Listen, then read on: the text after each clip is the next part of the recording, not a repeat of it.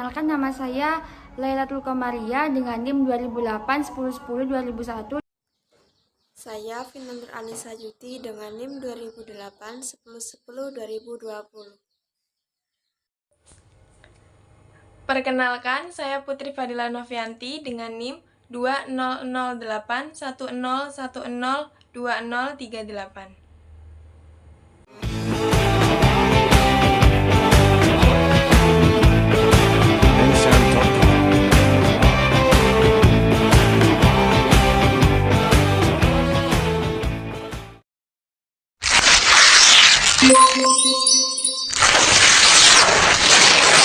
Di sini saya akan menjelaskan tentang materi pertama, yaitu penghimpunan dana. Di antaranya adalah pengertian penghimpunan dana, manfaat penghimpunan dana, dan produk dan jasa dari penghimpunan dana. Yang pertama yaitu tentang pengertian penghimpunan dana. Secara umum, penghimpunan dana dapat diartikan sebagai aktivitas perencanaan atau pelaksanaan dan pengendalian terhadap dana yang diperoleh oleh masyarakat.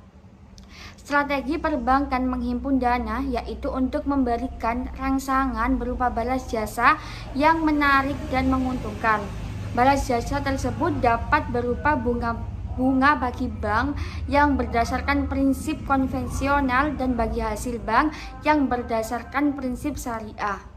Selanjutnya, yang kedua yaitu manfaat dari penghimpunan dana.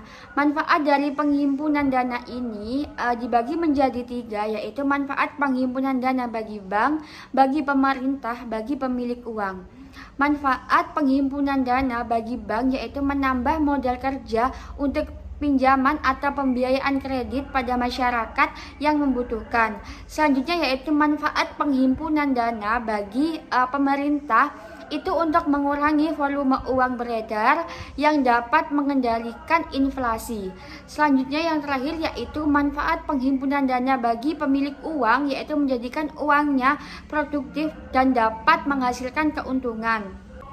Materi ketiga yaitu produk dan akad penghimpunan dana. Simpanan pihak ketiga dalam mata uang rupiah kepada bank yang penarikannya dapat dilakukan setiap saat dengan menggunakan cek atau giro atau surat perintah pemindah bukuan lainnya. Dan produk dan akad penghimpunan dana ini dibagi menjadi 3, yaitu giro syariah, deposito syariah, dan tabungan syariah. Giro syariah menggunakan 2 akad, yaitu akad wadiah adamama dan akad mudharabah. Akad mudharabah ini dibagi menjadi 2, yaitu akad mudharabah mutlaqah dan akad mudharabah muqayyadah. Dalam tabungan syariah sama dengan giro syariah menggunakan 2 akad, yaitu akad wadiah dan akad mudharabah. Akad mudharabahnya sama dengan giro syariah, yaitu akad mudharabah mutlaqah dan akad mudharabah muqayyadah. Yang terakhir yaitu deposito syariah. Deposito syariah ini berbeda dengan giro syariah dan tabungan syariah. Deposito syariah ini menggunakan 1 akad saja, yaitu mudharabah, dan mudharabahnya dibagi menjadi 2, yaitu akad mudharabah mutlaqah dan akad mudharabah muqayyad.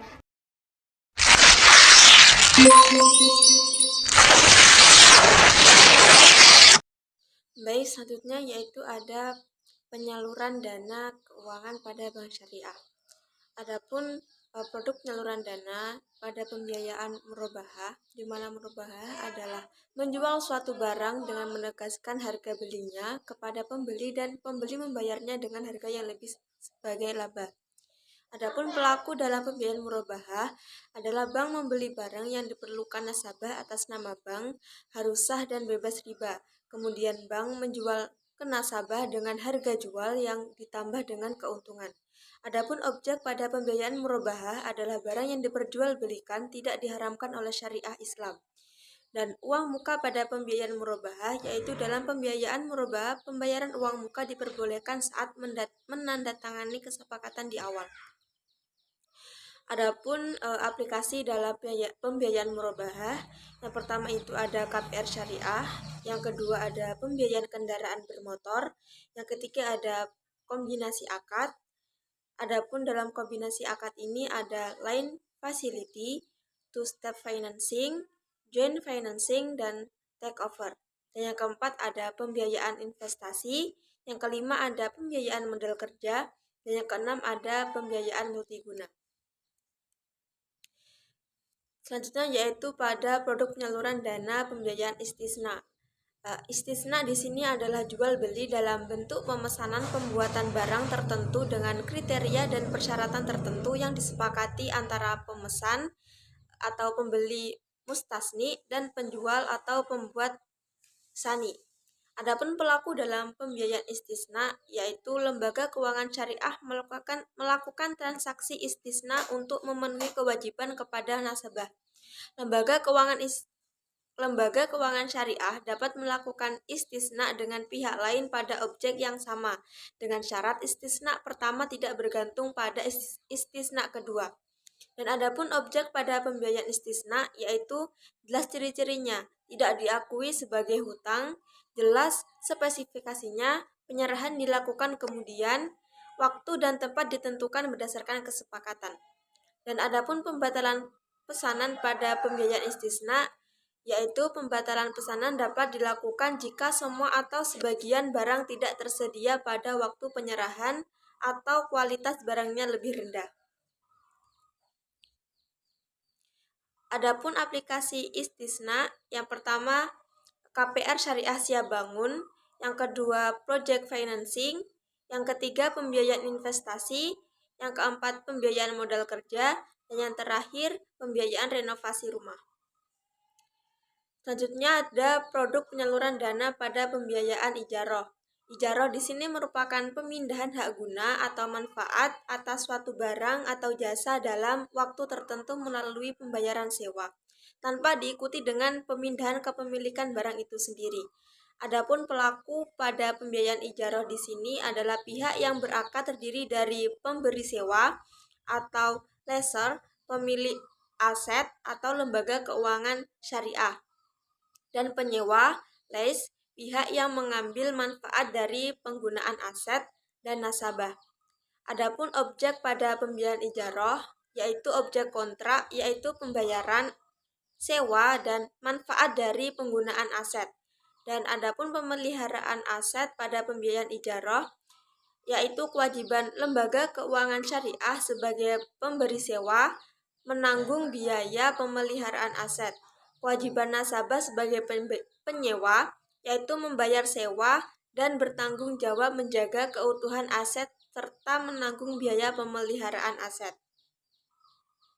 Adapun aplikasi ijaroh, yang pertama ada pembiayaan multiguna manfaat barang, yang kedua ada pembiayaan multijasa, di mana pembiayaan multijasa ini ada beberapa, di antaranya yaitu ada biaya pendidikan, biaya kesehatan, biaya wisata, dan lain-lain. Yang ketiga ada kombinasi akad seperti syariah card, dan yang terakhir ada pembiayaan modal kerja. Adapun selanjutnya yaitu ada produk penyaluran dana pada pembiayaan ijaroh mumtahiyah bitamlik atau IMBT. IMBT ini adalah perjanjian sewa-menyewa yang disertai dengan opsi pemindahan hak milik atau benda yang disewa kepada penyewa setelah selesai masa sewa. Adapun akad yang digunakan pada pembiayaan IMBT ini adalah pihak yang melakukan IMBT harus melaksanakan akad ijarah terlebih dahulu. Akad pemindahan kepemilikan baik dengan jual beli atau pemberian hanya dapat dilakukan setelah masa ijarah selesai. Adapun review ujrah di sini dapat dilakukan jika pihak memenuhi syarat antara lain terjadi perubahan periode akad ijarah. Ada indikasi yang kuat jika tidak dilakukan review maka menimbulkan kerugian bagi salah satu pihak dan disepakati oleh kedua belah pihak. Review atas besaran ujroh yang disepakati untuk suatu periode tidak boleh dinaikkan. Besar ujroh boleh ditinjau ulang untuk periode selanjutnya. Peninjauan kembali besaran ujroh setelah jangka waktu yang telah disepakati. Dan adapun aplikasi dari ijaroh mumtahiyah bitamlik ini ada yang pertama itu ada KPR Syariah jangka panjang dan pembiayaan investasi jangka panjang. Selanjutnya yaitu ada produk penyaluran dana pembiayaan mudharabah. Mudharabah di sini adalah akad kerjasama suatu usaha antara dua pihak di mana pihak pertama malik, sohibul mal, dan lembaga keuangan syariah menyediakan seluruh modal, sedangkan pihak kedua amil, mudhorib, dan nasabah bertindak selaku pengelola dana keuangan usaha bagi di antara mereka sesuai kesepakatan yang dituangkan dalam kontrak. Adapun pelaku dan modal dalam pembiayaan mudharabah ini, yaitu lembaga keuangan syariah sebagai sahibul mal membiayai 100% kebutuhan suatu proyek dan pengusaha sebagai pengelola usaha. Modal dapat berbentuk uang atau barang. Modal tidak dapat berbentuk piutang. Dan adapun nisbah dalam pembiayaan mudharabah ini, keuntungan proporsional bagi setiap pihak harus diketahui dan dinyatakan pada waktu kontrak disepakati dan harus berbentuk prosentasi atau nisbah. Adapun keuntungan dan kerugian dalam pembiayaan mudharabah ini, keuntungan harus diperuntukkan bagi kedua belah pihak dan tidak boleh disyaratkan hanya satu pihak saja. Sedangkan kerugian ditanggung oleh penyedia dana kecuali disengaja, kelalaian, atau pelanggaran. Dan adapun aplikasi mudharabah ini, yang pertama ada pembiayaan modal kerja, yang kedua ada variasi mudharabah. Dalam variasi mudharabah ini terdapat 3. Yang pertama yaitu ada line facility, two-step financing, dan yang terakhir ada joint financing. Selanjutnya yaitu ada produk penyaluran dana pada pembiayaan musyarakah. Musyarakah adalah pembiayaan berdasarkan akad kerjasama antara dua pihak atau lebih untuk suatu usaha tertentu, di mana masing-masing pihak memberikan kontribusi dana dengan keuntungan dan risiko yang akan ditanggung bersama sesuai dengan kesepakatan. Adapun pelaku dan modal dalam pembiayaan musyarakah ini, setiap mitra harus menyediakan dan pekerjaan setiap mitra melaksanakan kerja sebagai wakil. Dan adapun nisbah dalam pembiayaan musyarakah ini, keuntungan mitra harus dibagikan secara proporsional atas dasar seluruh keuntungan dan tidak ada jumlah yang ditentukan di awal yang ditetapkan bagi seorang mitra. Dan adapun keuntungan dan kerugian pada pembiayaan musyarakah ini adalah keuntungan harus diperuntukkan bagi kedua belah pihak dan tidak boleh disyaratkan hanya satu pihak saja. Sedangkan kerugian harus dibagi di antara para mitra secara proporsional menurut saham masing-masing.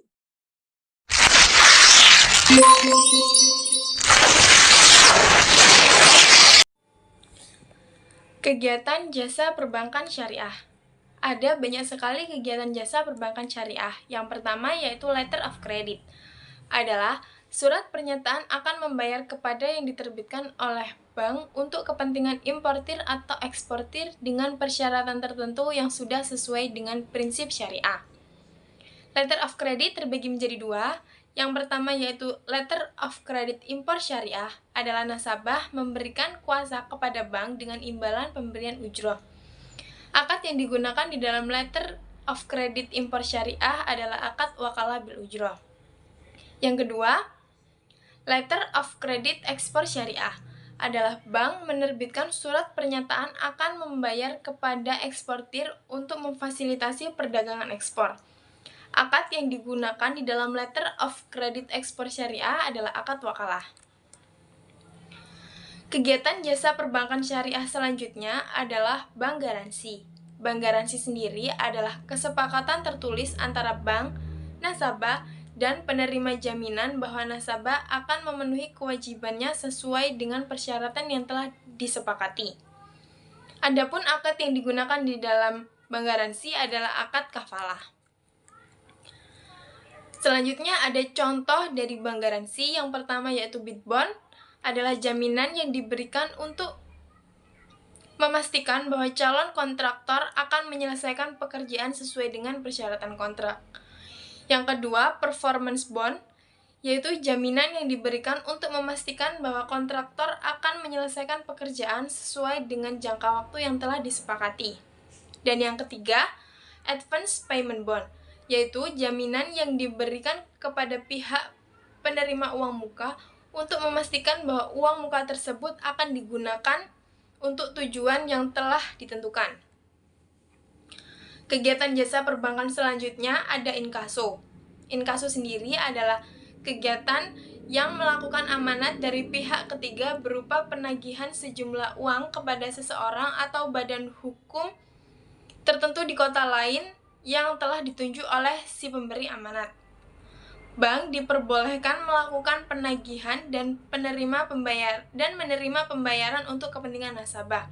Akad yang digunakan di dalam inkaso adalah akad wakalah. Kegiatan jasa perbankan syariah selanjutnya ada clearing. Clearing adalah proses yang dilakukan oleh bank untuk menyelesaikan transaksi antar bank. Dalam proses clearing, bank mengumpulkan instruksi transfer dana dari nasabah dan mengirimkannya ke bank penerima. Kemudian, bank akan mengkredit akun nasabah penerima. Perbankan syariah melakukan clearing yang sudah disediakan oleh Bank Indonesia seperti SKN atau Sistem Clearing Nasional Syariah dan RTGS atau Real Time Gross Settlement Syariah. Akad yang digunakan di dalam clearing adalah akad wakalah. Adapun 3 contoh produk clearing. Yang pertama, transfer antar bank. Transfer antar bank adalah layanan transfer dana antar bank yang dilakukan melalui sistem clearing syariah seperti SKN Syariah dan RTGS Syariah. Yang kedua, auto debit. Layanan otomatis yang memungkinkan nasabah untuk melakukan pembayaran secara teratur dan berulang kepada pihak lain melalui bank. Dan yang ketiga, pencairan cek. Adalah layanan untuk memungkinkan nasabah untuk mencairkan cek dari bank lain melalui bank tempat mereka memiliki rekening. Kegiatan jasa perbankan syariah selanjutnya ada transfer, di mana transfer adalah proses yang diawali dengan adanya permintaan nasabah sebagai al-muwakil terhadap bank sebagai al-wakil untuk melakukan perintah kepada bank untuk mentransfer sejumlah uang kepada rekening orang lain.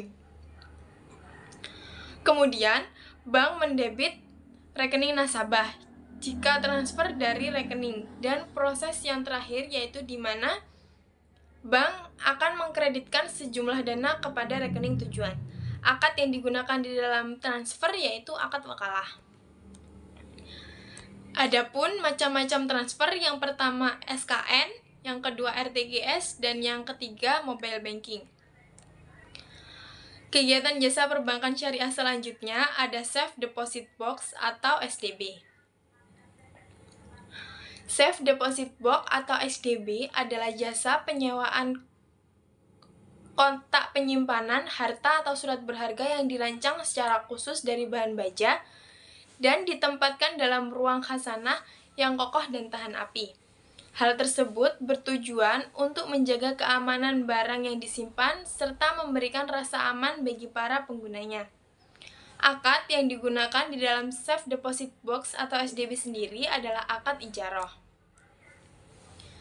Adapun keuntungan menggunakan Safe Deposit Box, yang pertama keamanan aset terjaga, yang kedua fleksibel, yang artinya di mana Safe Deposit Box sendiri tersedia dalam berbagai ukuran.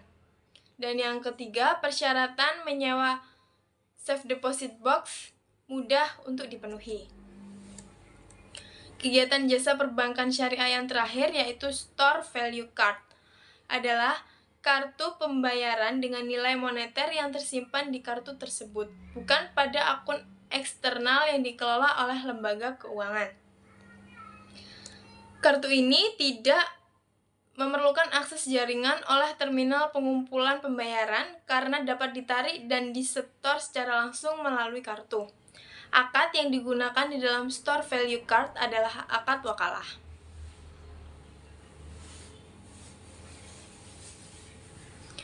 Jenis Store Value Card sendiri terbagi menjadi dua. Yang pertama yaitu Store Value Card berbasis chips, adalah e-money biasanya menggunakan chip sebagai sarana pencatatan saldo.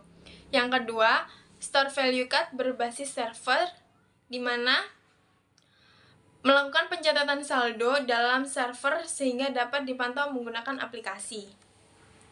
Adapun manfaat dari Store Value Card sendiri adalah yang pertama, tidak perlu membawa uang banyak-banyak, yang kedua dapat menghemat waktu pembayaran, dan yang ketiga bisa untuk pembayaran transportasi dan tol. Sekian dari pemaparan dari kami, kurang lebihnya mohon maaf. Wassalamualaikum warahmatullahi wabarakatuh.